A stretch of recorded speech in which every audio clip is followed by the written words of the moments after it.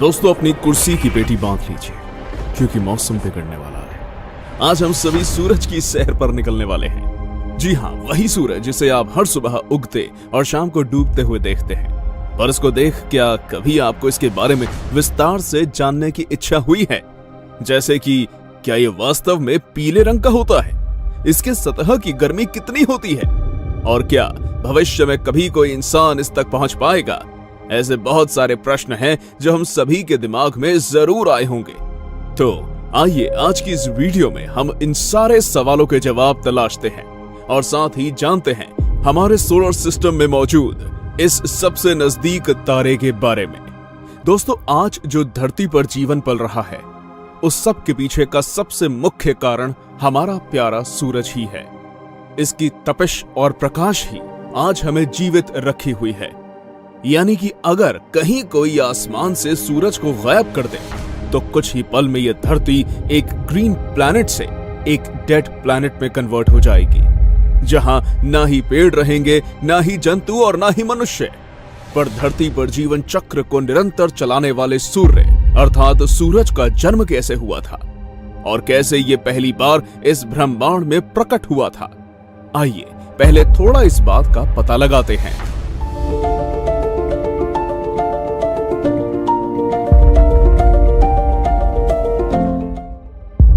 सूर्य के जन्म के बारे में जानने के लिए हम सबको समय में 460 करोड़ साल पहले जाना होगा, जब इस पूरे ब्रह्मांड में हमारे सोलर सिस्टम का कोई नामो निशान नहीं था। ना तो उस समय पर हमारा सूरज था, ना ही हमारी प्यारी धरती और ना ही इस धरती पर रहने वाले प्यारे प्यारे लोग। पर तभी इस विशाल काय ब्रह्मांड में कुछ ऐसा हुआ जिसने हमारे सूर्य और पूरे सौर मंडल को जन्म दिया। दरअसल इस समय पर स्पेस में गैस से भरा हुआ एक बड़ा सा मॉलिक्यूलर क्लाउड हुआ करता था और इस क्लाउड के अंदर काफी कम स्पेस था, जो कि धीरे धीरे अपनी ही ग्रेविटी की वजह से सिकुड़ता जा रहा था। और इस क्रम में ये एक प्रोटोस्टार बन गया, जिससे उसके अंदर काफी ऊर्जा प्रोड्यूस होने लगी। जैसे जैसे ये और सिकुड़ता गया, ये और भी गर्म होता गया और फिर इसने घूमना शुरू कर दिया। अब इसके घूमने और सिकुड़ने की प्रक्रिया के वजह से इस प्रोटोस्टार के टेम्परेचर में और बढ़ोतरी होने लगी। ये और गर्म होता गया और गर्म होता गया और गर्म होता गया और फिर एक दिन इसका टेम्परेचर 15 मिलियन डिग्री सेल्सियस के पास पहुंच गया, जिसके परिणाम स्वरूप इसमें अचानक एक विशेष तरह का रिएक्शन होना शुरू हुआ, जिसे वर्तमान में न्यूक्लियर फ्यूजन कहा जाता है। तो जैसे जैसे इस गैस के गोले के अंदर ये रिएक्शंस फ्रीक्वेंटली होने लगे, इसका सेंटर बहुत ज्यादा ब्राइट होने लगा और इसमें मौजूद हाइड्रोजन के न्यूक्लियर आपस में ही डिफ्यूज होने लगे और हीलियम गैस का निर्माण करने लगे, जिससे इसके अंदर से अपार ऊर्जा उत्सर्जित होने लगी और अंततः ये एक तारा बन गया, जिसे आज हम और आप सूर्य या सूरज के नाम से जानते हैं। आज यही वजह है कि सूर्य को जलते हुए गैस का एक बड़ा सा गोला कहा जाता है। ये इतनी मात्रा में हीट और लाइट रिलीज करता है जिससे आज हमारा पूरा सोलर सिस्टम रोशन होता है। आपको विश्वास नहीं होगा, पर आज इतने अरब साल बाद भी सूरज का तापमान 15 मिलियन डिग्री सेल्सियस ही है, जिसकी वजह से हम इंसानों के लिए इसकी सतह पर जाना तो दूर, इसके करीब जाना भी नामुमकिन कार्य है। ये भले ही एक साइज में बाकी कई बड़े बड़े स्टार से छोटा हो, पर यह हमारे पूरे सौर मंडल का 99% भार कवर करता है। यानी कि हमारे सौर मंडल जितना भारी है उसमें 99% योगदान अकेले सूर्य का है और मात्र 1% में प्लैनेट, सैटेलाइट्स, एस्ट्रॉइड्स और मीटियोराइट्स आते हैं। ये डायमीटर में 14 लाख किलोमीटर लंबा है, जो कि हमारी पृथ्वी से तकरीबन 109 गुना ज्यादा है। आइए अब मैं आपको सूरज की एक मजेदार बात बताता हूँ। देखिए, हम सभी ये बचपन से पढ़ते और देखते आ रहे हैं कि सूरज लाल और पीले रंग का होता है, पर क्या वास्तव में इसका रंग लाल पीला होता है? तो बिल्कुल भी नहीं। चौंकिए मत, ये बात 100% सच है। सूर्य वास्तव में पीला, लाल या नारंगी रंग का नहीं होता, बल्कि असल में पूर्णतः सफेद रंग का होता है। पर कैसे? आइए थोड़ा इसे विस्तार में समझते हैं। बात दरअसल ऐसी है कि जब हम पृथ्वी से सूर्य को देखते हैं तो ये सूर्योदय या सूर्यास्त के दौरान पीले या नारंगी रंग का दिखाई देता है, क्योंकि पृथ्वी के वायुमंडल में लाल और पीले रंग की वेवलेंथ की तुलना में नीले और हरे रंग की किरणों का वेवलेंथ कम होता है, और इसलिए ये किरणें धरती के वायुमंडल में ही स्कैटर हो जाती हैं और हमें सूरज लाल, पीले और नारंगी रंग का दिखाई देता है। तो आज से अगर कोई आपसे पूछे कि बताओ सूर्य किस रंग का होता है, तो याद रखिएगा आपका जवाब सफेद होना चाहिए, ना कि लाल, पीला या नारंगी। दोस्तों, अंत में हम सभी ये कह सकते हैं कि सूर्य ऊर्जा का एक बहुत विशाल भंडार है, जो अपनी शक्तियों से किसी को जीवन दे सकता है तो किसी के विनाश का कारण भी बन सकता है। हालांकि हमारी धरती के केस में जब से इस पर जीवन का विकास हुआ है, उससे पहले से ही सूर्य धरती को अपनी रोशनी से खींचता रहा है। आज ये उसी की देन है, धरती पर मानव जाति फल फूल रही है और विकास कर रही है। सूरज के सबसे करीब और सोलर सिस्टम के सबसे छोटे, सबसे प्यारे, सबसे दुलारे ग्रह मरकरी के पास जा रहे हैं, जहां पहुंच आज हम इसके रहस्यों से पर्दा उठाने की कोशिश करेंगे। तो बिना देरी किए आइए सफर की शुरुआत करते हैं। हाँ, पर इसकी शुरुआत करने के लिए आपको नीचे दिख रहा लाल रंग का सब्सक्राइब बटन दबाना पड़ेगा। अरे वाह, दबा भी दिया। चलिए फिर देरी किस बात की, चलते हैं रोमांच से भरे इस सफर पर। दोस्तों, हमारे सौर मंडल का ये सबसे छोटा ग्रह साइज में हमारे धरती के मून से बस थोड़ा ही बड़ा है, और अगर आप इसकी सतह पर खड़े होकर सूरज की तरफ देखेंगे तो ये आपको धरती से दिखने वाले सूर्य की तुलना में 3 गुना बड़ा दिखाई देगा। यानी कि अगर धरती पर सूर्य एक फुटबॉल की तरह दिखता है तो मरकरी से आपको बाइसिकल के पहिए जितना बड़ा दिखाई देगा। ऐसा इसलिए भी क्योंकि मरकरी सूरज से लगभग 58 करोड़ किलोमीटर की दूरी पर है। वैसे आप सभी ये तो जानते ही हैं कि धरती पर सूरज की रोशनी को पहुंचने में लगभग 8 मिनट का समय लगता है, पर क्या आप ये जानते हैं कि मरकरी पर सनलाइट को पहुंचने में कितना समय लगता है? दरअसल सूरज से सबसे नजदीक होने के कारण मरकरी पर सूर्य की रोशनी मात्र 2 से 3 मिनट में पहुंच जाती है। इसी बात से आप अंदाजा लगा सकते हैं कि मरकरी सूरज के काफी करीब तो है, पर इतना ज्यादा भी नहीं कि वहां सूरज की रोशनी कुछ सेकंड्स में पहुंच पाए। आइए अब इस ग्रह से जुड़े और रहस्यों के बारे में जानते हैं। बुध ग्रह का निर्माण एवं खोज।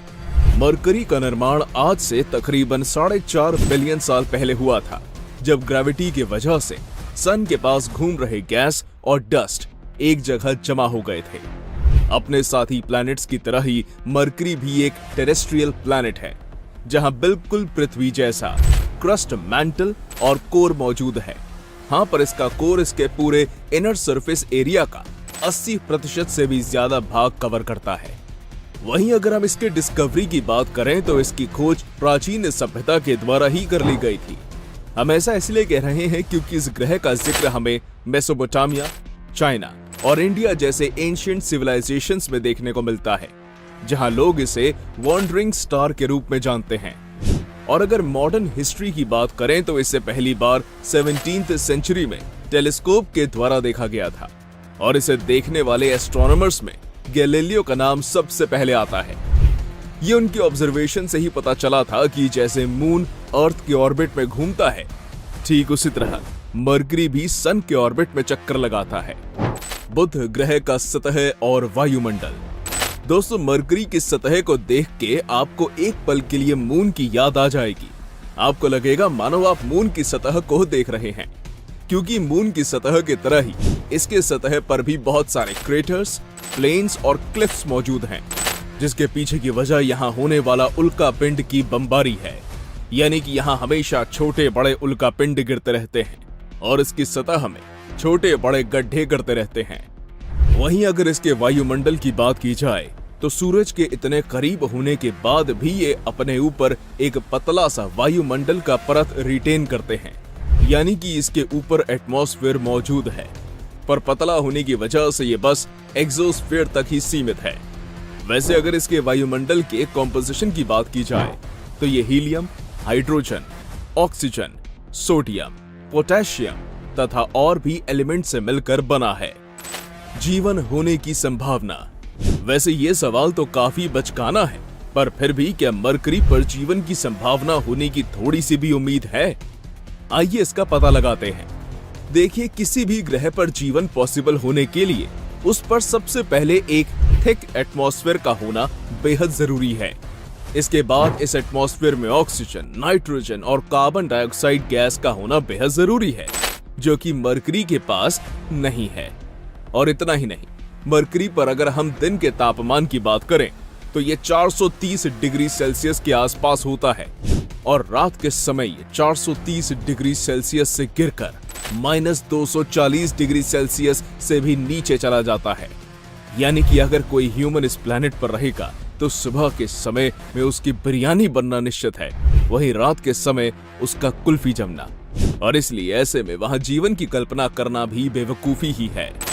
दोस्तों, इस विशाल ब्रह्मांड के बारे में हम जितना जान पाए हैं वो शायद शून्य के बराबर है, और इसलिए मरकरी के बारे में भी कई ऐसे राज हैं जिसका आज तक हम मानव पता नहीं लगा पाए हैं। जैसे कि पहला, कई बार मार्स पर टेक्टोनिक एक्टिविटीज दर्ज की गई हैं, जबकि मरकरी के अंदर तो टेक्टोनिक प्लेट्स मौजूद ही नहीं हैं। तो ऐसा कैसे हो सकता है? दूसरा, क्या वाकई में मरकरी धूल, कण और गैस से बना हुआ है? तीसरा, सूरज से इतने नजदीक होने के बावजूद भी इसके पास वायुमंडल कैसे मौजूद है? चौथा, इसके मैग्नेटिक फील्ड की उत्पत्ति कैसे हुई थी?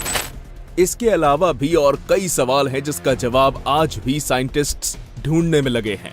शायद आने वाले समय में उन्हें इन सवालों का जवाब मिल पाए, पर तब तक के लिए हमें, आपको, हम सबको इसका इंतजार करना होगा। वैसे क्या आप अपनी सोचने की क्षमता का पूर्ण इस्तेमाल करके इन सवालों का जवाब दे सकते हैं? कमेंट में लिखकर बताइएगा। अंधेरी रात में आसमान में चांद के बाद कोई सबसे चमकीली चीज दिखाई देती है तो वो है वीनस। ऐसा इसलिए भी क्योंकि ये हमारे सोलर सिस्टम का सबसे ब्राइटेस्ट प्लैनेट के साथ साथ सबसे हॉटेस्ट प्लैनेट भी है। पर एक मिनट, वीनस तो सोलर सिस्टम में दूसरे नंबर पर आता है और इससे पहले तो मरकरी आता है। तो आखिर वीनस कैसे सबसे गर्म प्लैनेट हो सकता है? क्या सूरज की गर्मी मरकरी से ज्यादा वीनस के पास पहुंचती है, या फिर मरकरी से साइज में बड़ा होने की वजह से वीनस ज्यादा गर्म होता है, या फिर इसका कारण कुछ और ही है? इन सारे सवालों के जवाब जानने की कोशिश करेंगे आज की इस वीडियो में। इसके साथ साथ हम वीनस से जुड़े कुछ अनसुने रहस्य के बारे में भी जानेंगे। दोस्तों, जैसा कि आप सभी जानते हैं, वीनस हमारे पड़ोसी होने के साथ साथ इस सोलर सिस्टम का दूसरा प्लैनेट भी है जिस पर आज तक मानव नहीं पहुंच पाए हैं। पर हाँ, उनके अंदर इस ग्रह को एक्सप्लोर करने की दिलचस्पी शुरुआत से ही काफी ज्यादा रही है। यहाँ का एनवायरनमेंट, यहाँ का टेम्परेचर, यहाँ के जीव, सब कुछ आज हम पृथ्वीवासी के लिए बस एक रहस्य बने हुए हैं। वैसे आपने बिल्कुल सही सुना, वीनस पर भी लाइफ एग्जिस्ट करती है।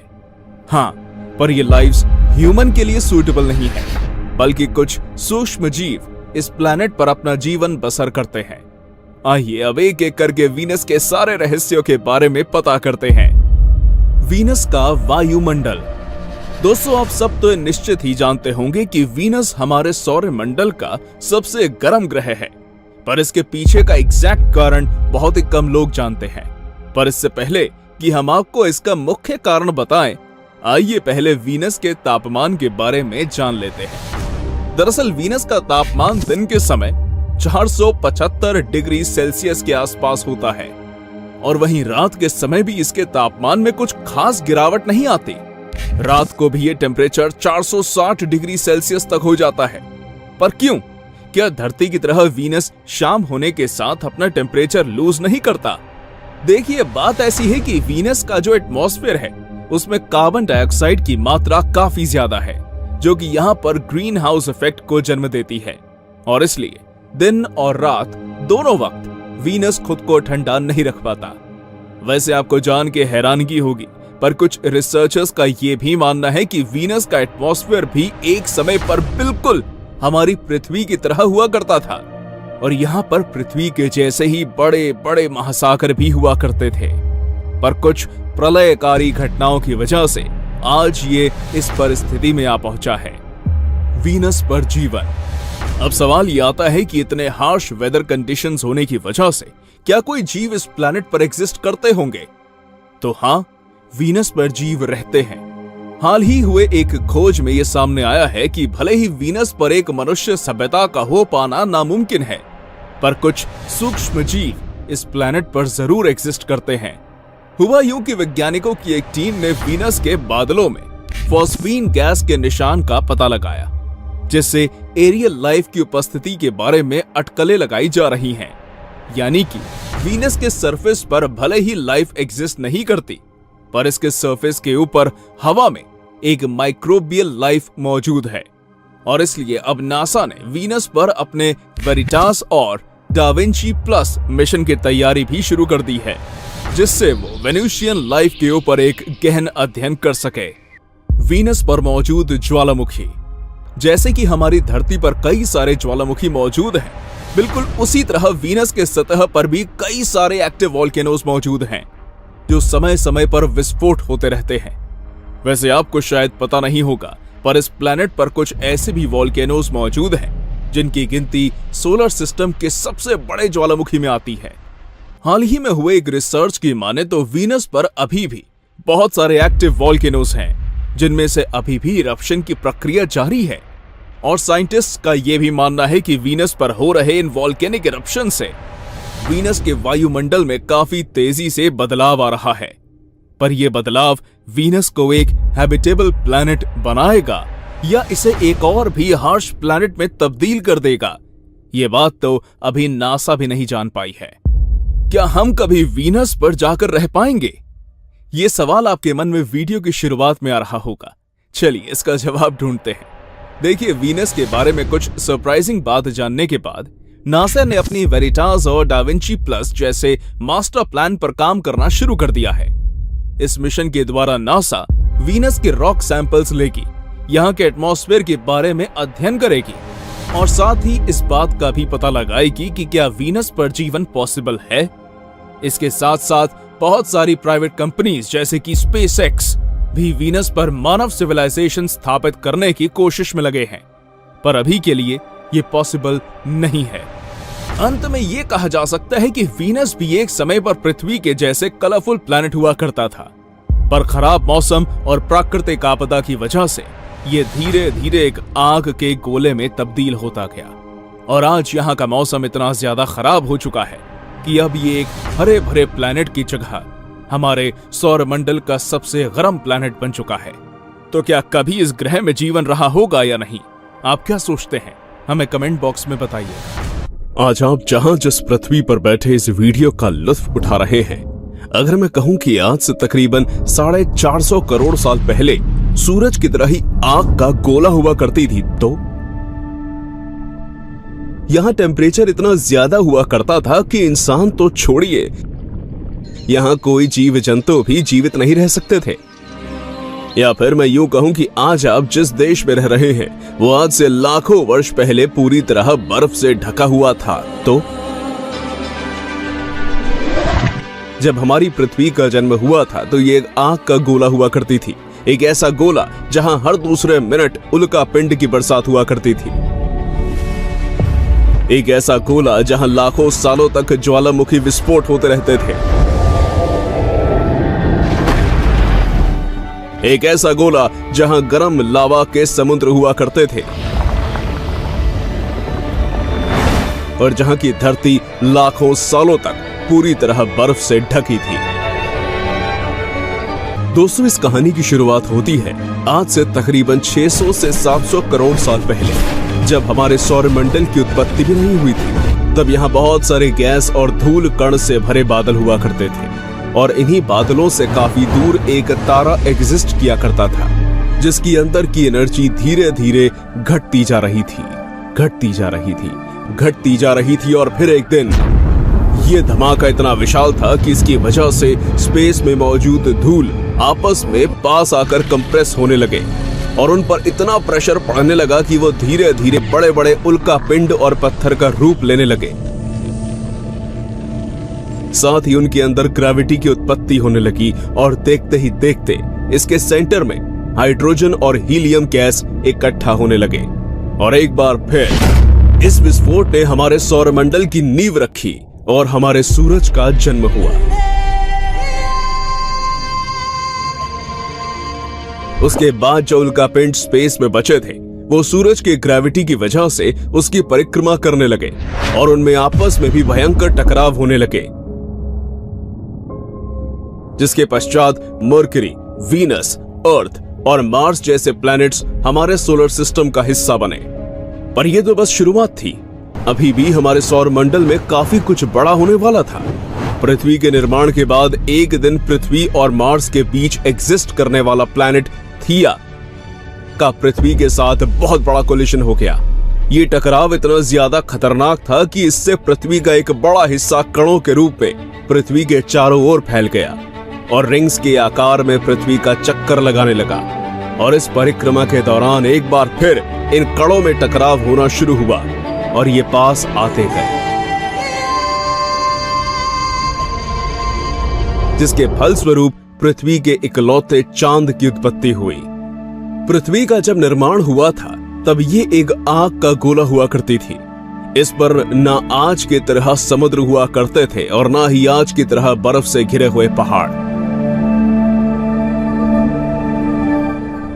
यहां बस एक ही समुद्र हुआ करता था, खौलते हुए लावा का समुद्र, जिसका तापमान यही कुछ 2000 डिग्री सेल्सियस के आसपास हुआ करता था। पर अच्छी बात तो यह थी कि धीरे ही सही परंतु पृथ्वी की सतह ठंडी हो रही थी और धीरे धीरे पृथ्वी पर मौजूद भारी एलिमेंट्स पृथ्वी की केंद्र की तरफ ट्रांसफर होने लगे और हल्के तत्व पृथ्वी की सतह की तरफ शिफ्ट होने लगे। पर अभी भी धरती पर उल्कापिंडों की बारिश थमी नहीं। थोड़े थोड़े समय पर यह पृथ्वी की सतह को छलनी करते रहे। पर इसमें एक पॉजिटिव बात भी थी। इन उल्कापिंडों में सॉल्ट, वाटर और मिनरल्स मौजूद होते थे और इसलिए इसकी बारिश की वजह से पृथ्वी का सतह पानी के अंदर डूबने लगा।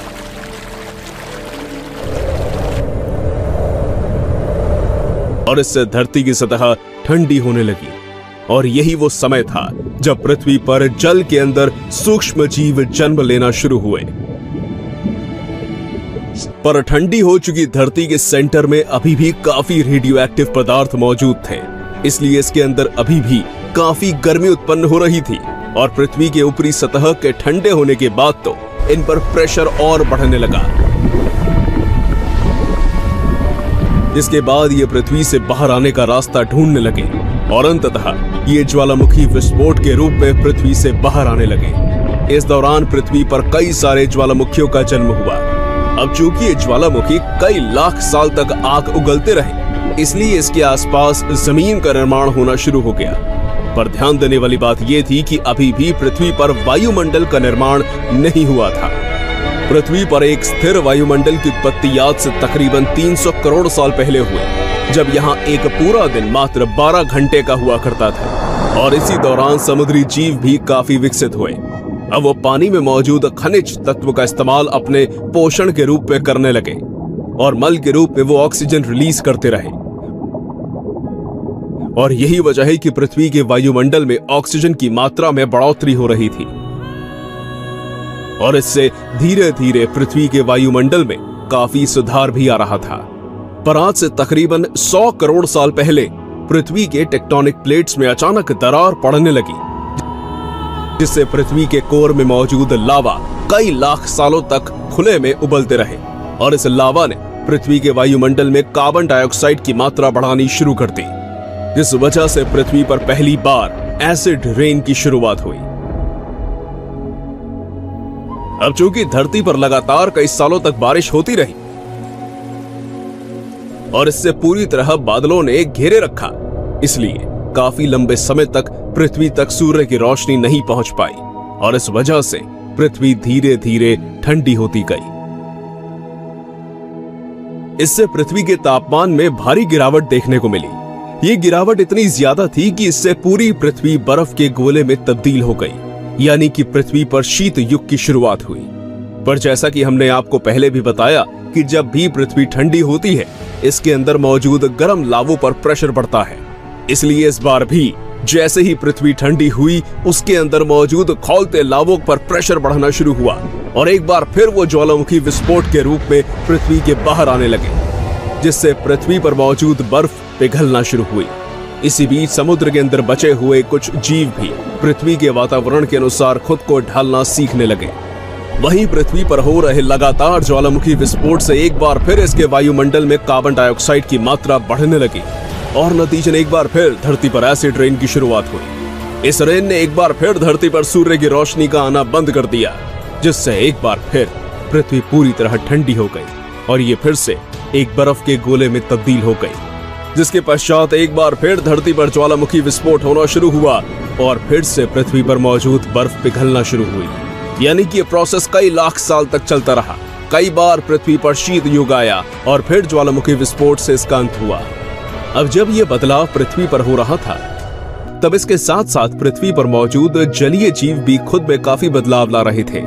वो पृथ्वी के बदलते वातावरण के अनुसार खुद को ढालना सीख रहे थे और किसी तरह अपनी जान बचाने की कोशिश कर रहे थे।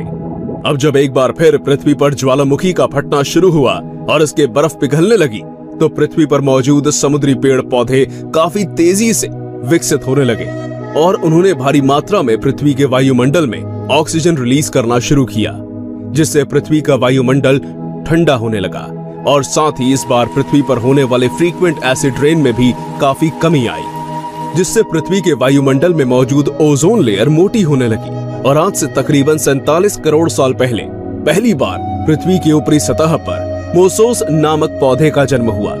इस पौधे के जन्म के बाद से ही पृथ्वी पर अलग अलग प्रकार के पेड़ पौधे उगना शुरू हुए। वो धीरे धीरे पूरे पृथ्वी की सतह को कवर करने लगे और आपको जानकर हैरानी होगी, पर इस दौरान कुछ पेड़ पौधे इतने बड़े हो गए थे कि उनके सामने आज की 3 मंजिला इमारत भी छोटी लगती थी। दोस्तों, ये वही वक्त था जब समुद्र में पल रहे जीव समुद्र के बाहर आने लगे और जमीनी जानवर में परिवर्तित होने लगे और इसके साथ साथ पृथ्वी के सारे भूभाग एक साथ हो गए थे, जिस भूभाग को आज हम सभी पैंजिया महाद्वीप के नाम से जानते हैं। दोस्तों, इसी पैंजिया महाद्वीप पर पहली बार डायनासोर का विकास हुआ।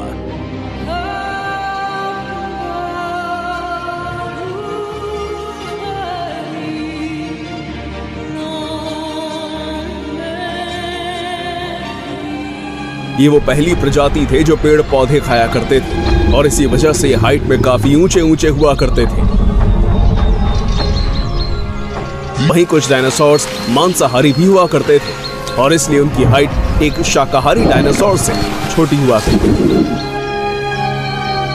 आज से तकरीबन 20 करोड़ साल पहले पैंजिया महाद्वीप पहली बार टूटना शुरू हुआ और पृथ्वी की ज्यादातर ऊपरी जमीन पानी के कांटेक्ट में आने लगी और इससे पृथ्वी पर पेड़ पौधे काफी मात्रा में बढ़े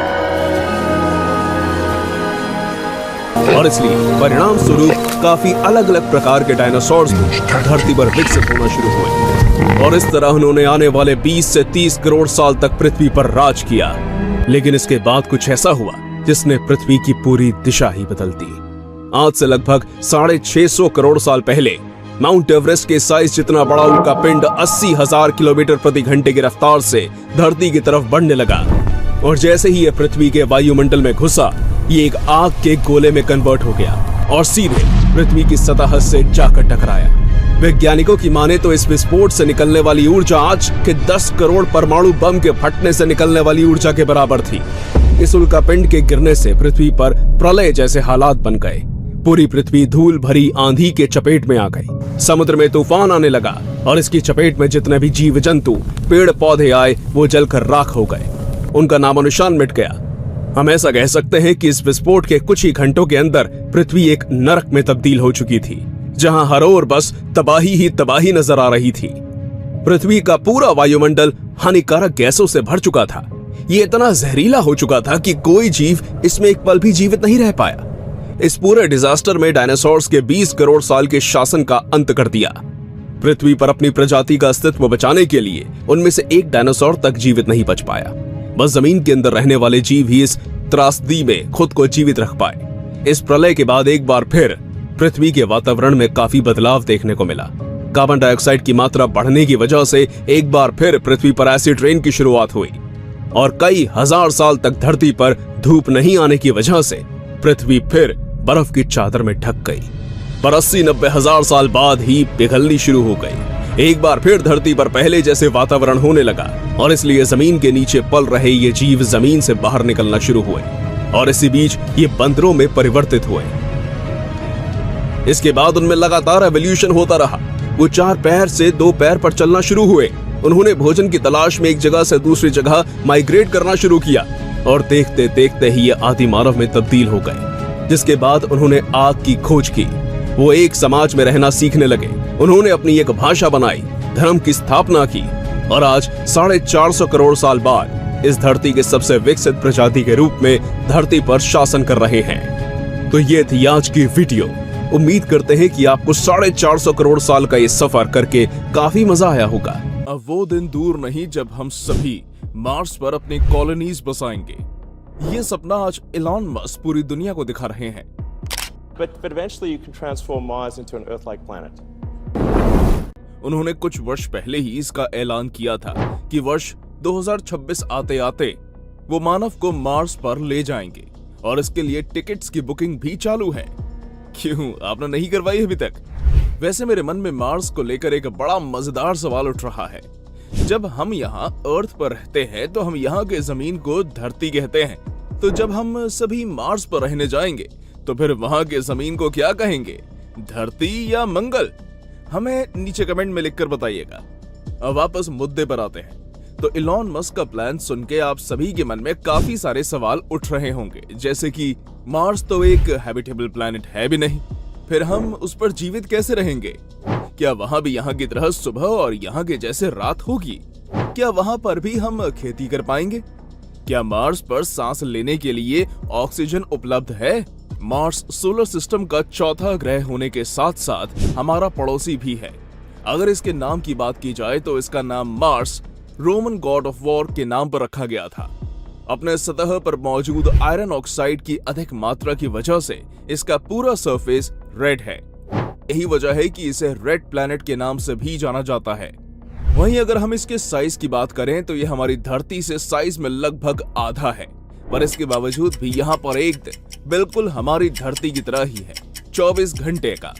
हाँ, पर यह समय धरती से 40 मिनट अधिक होता है। वैसे मार्स की सबसे खूबसूरत विशेषता में से एक इसका ओलंपस मॉन्स भी है, जो कि पूरे सोलर सिस्टम का सबसे बड़ा वोल्केनो है। इसकी हाइट का अंदाजा आप इस बात से लगा सकते हैं कि इसके आगे अगर हम 3 माउंट एवरेस्ट भी खड़े कर दें तो भी यह हाइट में इनसे थोड़ा बड़ा ही होगा। Atmospheric condition of Mars. दोस्तों, मंगल का वातावरण हमारी पृथ्वी की तुलना में काफी पतला है, यानी कि यहाँ पर हमारी पृथ्वी के जैसे एटमॉस्फेयर की एक मोटी परत मौजूद नहीं है, जिसकी वजह से मार्स के सरफेस पर सोलर रेडिएशन और टेम्परेचर वेरिएशन की समस्या हमेशा रहती है। और तो और यहाँ के एटमॉस्फेयर में कार्बन डाइऑक्साइड की मात्रा 95% और ऑक्सीजन की मात्रा 0.13% है, जो कि इसे एक बेहद गर्म प्लैनेट बनाती है। और इसलिए ये कहना गलत नहीं होगा कि इस पर ह्यूमंस का जीवित रह पाना संभव नहीं है। पर अब ये बात सुन के आपको एलन मस्क की बात याद आ रही होगी। तो देखिए, एलन मस्क भले ही मार्स पर एक कॉलोनी बसाने की बात कर रहे हों, पर यह कॉलोनी ओपन नहीं होगी, बल्कि ये या तो जमीन के अंदर होगी या फिर ये पूरी तरह से ट्रांसपेरेंट ग्लासेस से बाहर से पैक्ड होगी। तभी जाकर यहाँ के लोगों को सूरज के खतरनाक रेडिएशन से बचाया जा सकेगा। The search for life. वैज्ञानिकों के अनुसार धरती के आसपास अगर हम सभी किसी ग्रह पर रह सकते हैं या फिर उसे रहने लायक बना सकते हैं तो वो है मंगल ग्रह। ऐसा इसलिए क्योंकि ये धरती से काफी करीब भी है और हाल ही में किए गए रिसर्च में इसके सतह पर पानी की भी खोज हो चुकी है। हाल ही के वर्षों में इस पर कई देशों ने अपने मिशंस लॉन्च किए हैं, जिसमें एक नाम भारत का भी आता है, जिसने अपने पहले ही अटेम्प्ट में अपना सैटेलाइट मार्स के ऑर्बिट में पहुंचा दिया था, जो अब भारत को मार्स से जुड़ी कई सारी महत्वपूर्ण जानकारियां प्रदान कर रही है। और आने वाले भविष्य में हो सकता है कि हम मार्स पर रहने का कोई सरल उपाय ढूंढ लें। Missions of future. दुनिया के जाने माने साइंटिस्ट स्टीफन हॉकिंग ने कहा था कि एक न एक दिन हम सबको इस धरती को छोड़कर जाना ही होगा, और इसलिए हमें अभी से ही किसी ऐसे ग्रह की खोज में लग जाना चाहिए जहां मुसीबत के समय पर हम जा सकें। और शायद यही वजह है कि आज साइंटिस्ट्स मार्स मिशन को लेकर इतने ज्यादा सीरियस हैं, और एलन मस्क जैसे कुछ महत्वाकांक्षी लोगों ने तो मंगल ग्रह पर घर बसाने की योजना तक बना ली है। हालांकि इस बात में कोई दो राय नहीं है कि मंगल पर जाना और उस पर मानव सभ्यता का विकास करना इतना आसान नहीं है, क्योंकि मार्स पर ना तो हमारे पृथ्वी जैसा वातावरण है, ना हमारे पृथ्वी जैसी मिट्टी है, ना हमारे पृथ्वी जैसी वायुमंडल है, और ना ही पृथ्वी के जैसा हवा और पानी है। और इसलिए ये कहना गलत नहीं होगा कि अभी मार्स पर मानव सभ्यता का पनपना इम्पॉसिबल है। पर क्या पता भविष्य में हमारे साइंटिस्ट्स कुछ ऐसी टेक्नोलॉजी का विकास कर लें जिससे ये संभव हो पाए। अंत में हम सभी ये कह सकते हैं कि हमारा पड़ोसी मार्स अभी भी अपने अंदर कई राज समेटे बैठा है, जिसका हम सभी तभी पता लगा पाएंगे जब पहली बार कोई इंसान इसके सतह पर कदम रखेगा। हाल ही में अमेरिका ने साल 2037 तक अपने एस्ट्रोनॉट्स को मार्स के सतह पर भेजने की बात तो की है, पर यह कितना सफल होता है ये तो आने वाला वक्त ही बताएगा। हमारे इस विशाल काय सौरमंडल में एक ऐसी दुनिया मौजूद है जो हमारी कल्पनाओं और हमारी समझ को चुनौती देती है। ये एक ऐसी जगह है जहां हर दिन हर पल तेज हवाएं अपना तांडव मचाती हैं।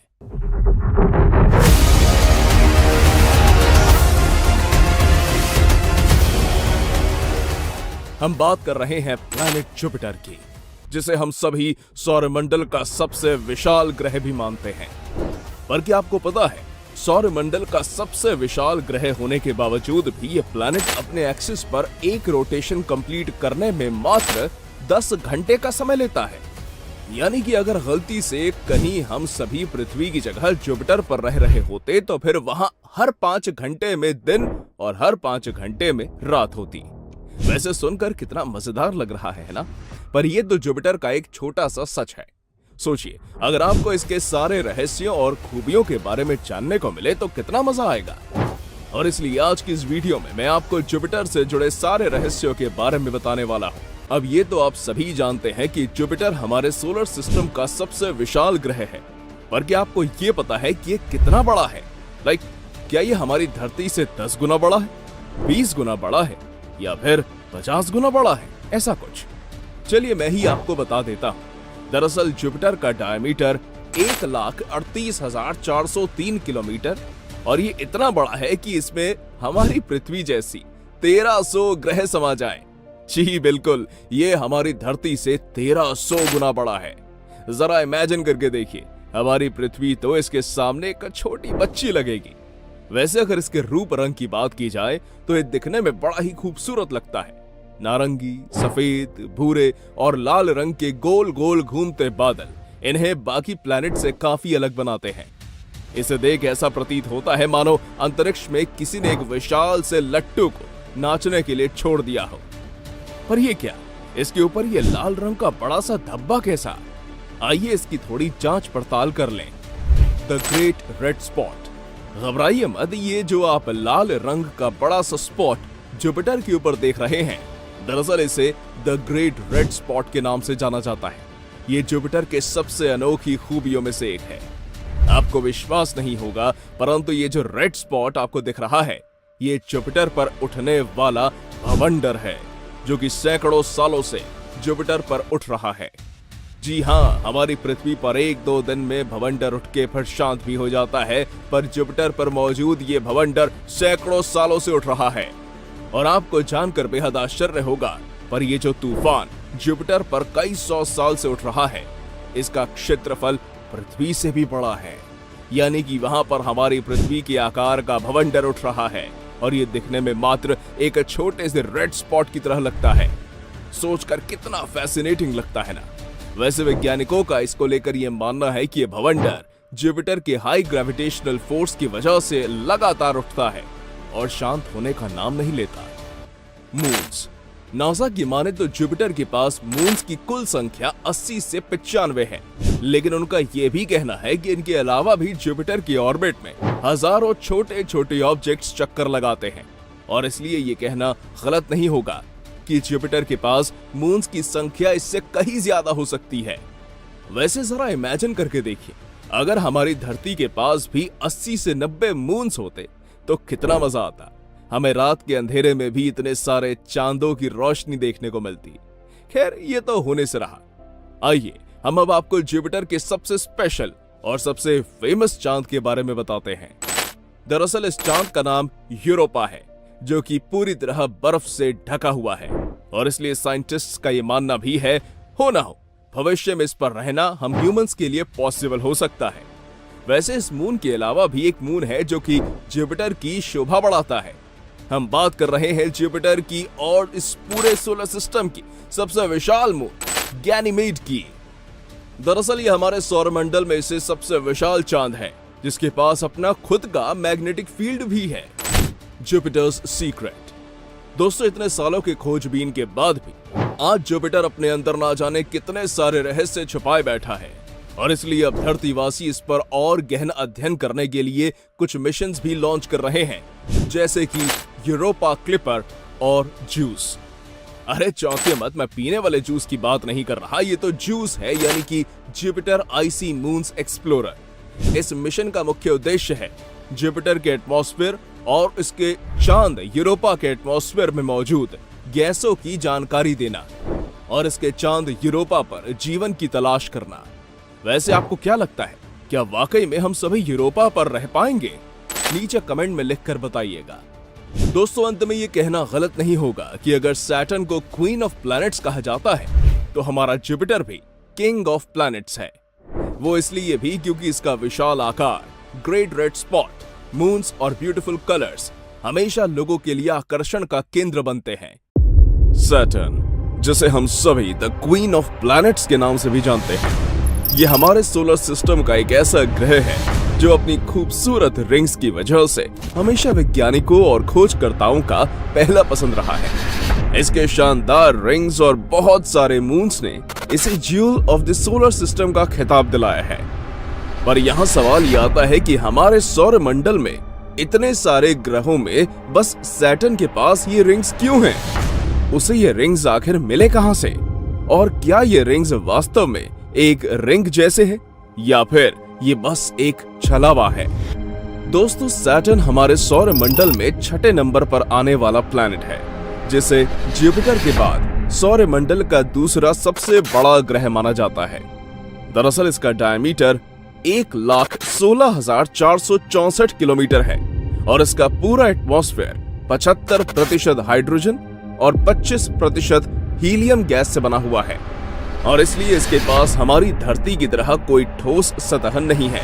ये बस एक बड़ा सा गैस का गोला है। Discovery of Saturn. अंग्रेजी में सैटर्न प्लैनेट का नाम Roman God of agriculture and wealth के नाम पर रखा गया था। वहीं हिंदी में इसका नाम शनि ग्रह हिंदू देवता शनि देव के नाम पर रखा गया था। इतिहास की माने तो यह ग्रह प्राचीन सभ्यता जैसे बेबीलोनियंस, ग्रीक्स, इजिप्शियंस और इंडियन सबकॉन्टिनेंट के द्वारा ही खोज लिया गया था, पर ऑफिशियली इसे इटालियन एस्ट्रोनॉमर गैलीलियो गैलीली ने 17th सेंचुरी में अपने द्वारा आविष्कार किए गए नए टेलीस्कोप से ढूंढा था। और इतना ही नहीं, इन्होंने इस टेलीस्कोप से सैटर्न के चारों मौजूद रिंग्स के बारे में भी पता लगाया था। Atmosphere of Saturn. दोस्तों, सैटर्न का एटमॉस्फेयर बस दो ही गैस, हाइड्रोजन और हीलियम से मिलकर बना हुआ है। यही वजह भी है कि इसे एक गैस जायंट भी कहा जाता है। अब चूंकि इस प्लैनेट पर धरती की अपेक्षा हाइड्रोजन और हीलियम काफी ज्यादा है, इसलिए इस प्लैनेट का एटमॉस्फेयर हमारी धरती से ज्यादा घना भी है। और यही कारण है कि इस प्लैनेट पर अक्सर बड़े बड़े तूफान आते रहते हैं। वैसे अगर आपके मन में कहीं यह ख्याल आ रहा है कि शायद हम कभी भविष्य में इस प्लैनेट पर रहने जा सकें, तो मेरे दोस्त, ऐसा कभी भी होने नहीं जा रहा है। एक पल के लिए हम मार्स, वीनस और सैटर्न के मून टाइटन पर रह लें, लेकिन सैटर्न पर मानव जाति का बस पाना बिल्कुल भी संभव नहीं है, क्योंकि यहाँ धरती के जैसा ठोस सतह नहीं है। वैज्ञानिक मानते हैं कि सैटर्न का बस कोर ही पत्थर का बना हो सकता है, बाकी इसके ऊपर सैटर्न बस गैस का एक बड़ा सा गोला है। Beautiful rings of Saturn. अब इस बात में कोई दो राय नहीं है कि सैटर्न हमारे इस पूरे सौरमंडल का एक सबसे अनोखा ग्रह है। ऐसा इसलिए क्योंकि इसके पास रिंग्स हैं जो कि तकरीबन 2,82,000 किलोमीटर तक फैले हुए हैं। पर क्या आपके मन में भी इस रिंग को लेकर कोई सवाल पैदा हुआ? ये रिंग्स बने किस चीज के हैं और ये बने कैसे थे? आइए इसका जवाब ढूंढते हैं। दरअसल आप जो ये रिंग्स देखते हैं, इसे जब आप जूम करके देखेंगे तो आपको पता लगेगा कि ये रिंग्स कुछ और नहीं बल्कि छोटे से लेकर बड़े आकार के पत्थर हैं जो कि सैटर्न की लगातार चक्कर लगाते रहते हैं। अब चूंकि इनकी मात्रा इतनी ज्यादा है कि दूर से ऐसा प्रतीत होता है मानो इसके चारों ओर रिंग्स लगे हुए हों। यानी कि सैटर्न के खूबसूरत रिंग्स और कुछ नहीं बल्कि छोटे मोटे पत्थर हैं जो सैटर्न के ऑर्बिट में चक्कर लगाते रहते हैं। अब दूसरा सवाल, ये आए कहां से? तो दोस्तों इस बात पर तो अभी भी काफी रिसर्च चल रही है। हालांकि एक थ्योरी की माने तो ये जो टुकड़े हैं वो सैटर्न के मून्स के हैं या फिर कोई कॉमेट सैटर्न के काफी करीब से गुजरने के कारण वो सैटर्न के ग्रेविटेशनल फोर्स की वजह से यही टुकड़ों में तब्दील हो गया होगा। पर जैसा कि मैंने कहा ये बस एक थ्योरी है, इसके पीछे का असल सच बाहर आना अभी भी बाकी है। Moons of Saturn. अब हमारी पृथ्वी के पास तो इकलौता मून है, लेकिन मून्स के मामले में सैटर्न पूरे सोलर सिस्टम में सबसे आगे है। वर्तमान डेटा की माने तो सैटर्न के पास अभी तकरीबन 80 छोटे बड़े मून्स हैं, जिनमें सबसे बड़ा मून टाइटन है जो कि खुद प्लैनेट मर्करी और प्लूटो से भी साइज में काफी बड़ा है। वैसे आपको जान के आश्चर्य होगा, परंतु टाइटन्स के पास अपना वायुमंडल भी है और इस पर नदियां और तालाब भी मौजूद हैं, जो कि इस बात की तरफ इशारा करता है कि शायद टाइटन हम ह्यूमंस के लिए फ्यूचर में एक बेटर ऑप्शन बनने वाला है। यानी हो सकता है कि आगे चलकर मानव जाति वहां जाके बसे। अंत में हम सभी ये कह सकते हैं कि सैटर्न वाकई में एक अद्भुत ग्रह है, जिसके बारे में अभी काफी कुछ जानना हमारे लिए बाकी है। वैसे समय के साथ साथ जैसे जैसे टेक्नोलॉजी का विकास हो रहा है, वैसे वैसे सैटर्न के कई रहस्यों से पर्दा उठने लगा है। और हमें ये उम्मीद भी है कि आने वाले समय में जैसे जैसे सैटर्न मिशंस में बढ़ोतरी होगी, इसके सतह और इसके रिंग्स फॉर्मेशन की गुत्थी भी सुलझती हुई नजर आएगी।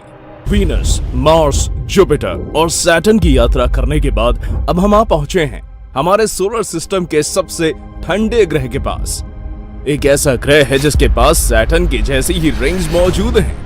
एक ऐसा ग्रह जो ग्रहों की तरह हॉरिजॉन्टली नहीं बल्कि वर्टिकली अपने एक्सिस पर घूमता है और इसका मैग्नेटिक पोल भी सन की तरफ मौजूद है।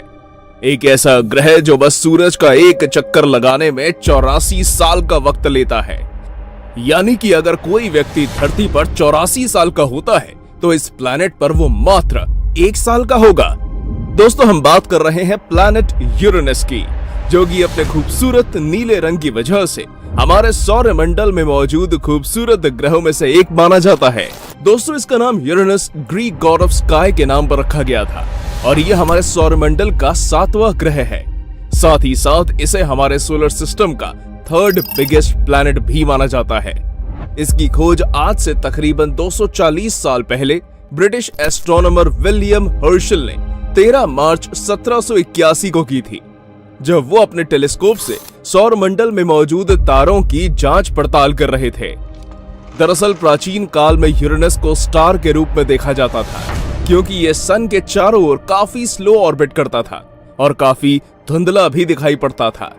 पर जब विलियम हर्शल ने इस पर 1 साल तक स्टडी की, तब जाके उन्हें इस बात का पता चला कि ये स्टार तो प्लैनेट की तरह एक ऑर्बिट में सूर्य का चक्कर लगाता है। जिसके बाद उन्होंने दुनिया को बताया कि ये कोई स्टार नहीं बल्कि ये ग्रह है जो और ग्रहों के जैसे ही सूर्य का चक्कर लगाता है। The blue beauty. अगर आप यूरेनस के इस तस्वीर को देखेंगे तो आपको ये ग्रह एक खूबसूरत ब्लू ग्रीन कलर के गोले जैसा नजर आएगा। पर क्या आपने कभी सोचा है कि आखिर ये इस रंग का क्यों दिखाई पड़ता है? आइए जानते हैं। दरअसल इसके इस खूबसूरत रंग के पीछे का कारण यहाँ का एटमॉस्फेयर है। यहाँ के एटमॉस्फेयर में बस हाइड्रोजन, हीलियम और मीथेन गैस का ही मिश्रण मौजूद होता है, जिसमें मीथेन गैस प्लैनेट पर आने वाली लाइट में से रेड और इंफ्रारेड लाइट को एब्जॉर्ब कर लेती है और इस वजह से हमें यूरेनस ब्लू ग्रीन कलर का दिखाई पड़ता है। इसके साथ साथ इस प्लैनेट को एक आइस जायंट भी कहा जाता है, क्योंकि ये ज्यादातर वाटर, मीथेन और एमोनिया के मिश्रण से बना हुआ और इसके पूरी सतह पर बस बर्फ ही बर्फ होती है। The mysterious atmosphere. दोस्तों यूरेनस का वायुमंडल हमेशा से वैज्ञानिकों के लिए चर्चा का विषय बना रहा है अब चूंकि उनके पास इस प्लैनेट पर मौजूद वायुमंडल के बारे में काफी कम जानकारी है, इसलिए वो इसके वायुमंडल के बारे में कोई सटीक दावा नहीं कर पाते हैं। हालांकि पिछले कुछ समय में किए गए कुछ स्टडीज के आधार पर वो बताते हैं कि यूरेनस के वायुमंडल में हाइड्रोजन, हीलियम, हाइड्रोकार्बन्स और मीथेन मौजूद है और इस प्लैनेट पर तापमान हमेशा काफी ठंडा रहता है और -223.3 डिग्री सेल्सियस से भी नीचे रहता है। और यही वजह है कि इसे आइस जायंट के साथ साथ हमारे सोलर सिस्टम का सबसे ठंडा ग्रह भी माना जाता है। The unusual poles and magnetic field. अन्य ग्रहों की तुलना में यूरेनस के पोल्स और मैग्नेटिक फील्ड काफी विचित्र हैं। आमतौर पर किसी भी प्लैनेट का मैग्नेटिक फील्ड यानी कि चुंबकीय क्षेत्र उनके एक्सिस ऑफ रोटेशन से अलाइंड होता है, पर यूरेनस के केस में यह बिल्कुल उल्टा है। इसका मैग्नेटिक पोल इसके इक्वेटर से अलाइंड है। जैसे कि अगर हम हमारे धरती की बात करें तो इसका मैग्नेटिक पोल नॉर्थ से साउथ और साउथ टू नॉर्थ डायरेक्शन में कार्य करता है, जबकि यूरेनस का magnetic pole east to west और वेस्ट टू ईस्ट के तरफ कार्य करता है ना जी बात। Another planet with rings। अब सैटर्न के रिंग्स के बारे में तो आप सभी जानते ही हैं, पर वो अकेला ऐसा प्लैनेट नहीं है जिसके पास रिंग्स मौजूद हैं। अब आप सोच रहे होंगे कि अगर यूरेनस के पास भी रिंग्स हैं, तो ये दिखते क्यों नहीं हैं? तो दरअसल बात ऐसी है कि ये रिंग्स सैटर्न के रिंग्स जैसे मोटे नहीं हैं, बल्कि ये काफी पतले और महीन हैं और इसलिए हम इसे कहीं पिक्चर वगैरह में नहीं देख पाते हैं, क्योंकि इतना पतला होने की वजह से इसे कहीं रिप्रेजेंट ही नहीं किया जाता। पर असल में ये रिंग्स यूरेनस के चारों ओर मौजूद हैं और छोटे छोटे डस्ट पार्टिकल से मिलकर बने हुए हैं और उनकी संख्या 1-2 नहीं बल्कि 13 है। दोस्तों, इसके साथ साथ सैटर्न के जैसे ही यूरेनस के पास काफी मात्रा में मून्स भी हैं। वर्तमान आंकड़ों की माने तो अभी यूरेनस के पास कुल मिलाकर 27 मून हैं। दोस्तों, प्लैनेट्स के रहस्य को तलाशने के इस सफर में हम सूरज के 450 करोड़ किलोमीटर दूर सोलर सिस्टम के अंतिम छोर पर मौजूद प्लैनेट नेपट्यून के पास आ चुके हैं, जहां हमें अंतरिक्ष में बस अंधेरा ही अंधेरा नजर आ रहा है। पर इस नीले ग्रह की खूबसूरती यहां से देखते ही बनती है। तो आइए आज के इस एपिसोड में हम चलते हैं इस नीली दुनिया की सैर पर और जानते हैं इसके अंदर छुपे दिमाग हिला देने वाले रहस्यों के बारे में। तो क्या आप तैयार हैं? इस वीडियो को लाइक करके आप हमें इस बात की सूचना दे सकते हैं। दोस्तों, नेपट्यून हमारे सौर मंडल का 8वां ग्रह है और ये सूरज से तकरीबन 30 एस्ट्रोनॉमिकल यूनिट्स की दूरी पर स्थित है। अगर आप अर्थ के सन से दूरी की तुलना नेपट्यून से सूरज की दूरी की करेंगे तो आपको पता लगेगा कि ये दूरी हमारी धरती के सूरज से दूरी की 30 गुना अधिक है।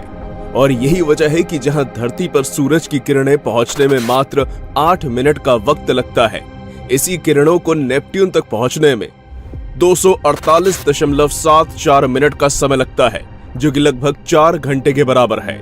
और इतना ही नहीं, ये प्लैनेट हमारे अर्थ से साइज में 4 गुना ज्यादा बड़ा है।